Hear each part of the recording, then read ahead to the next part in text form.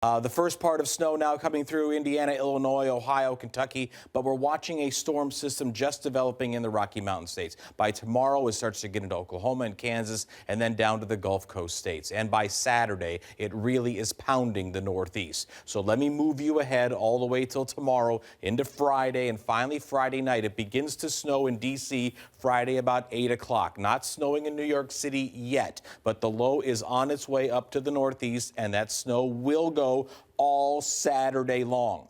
Heavy snow. I'm talking 14 inches of snow, maybe 20 in D.C., 10 to 14 in Philadelphia, likely 10 inches in New York City, and much less, maybe 0 to 1 in Albany. There'll be a quick transition to nothing to the north, but what also is going to go on with this snow, heavy at times, heavy for 24 hours, will be the wind. Look at the wind gusts by Saturday afternoon.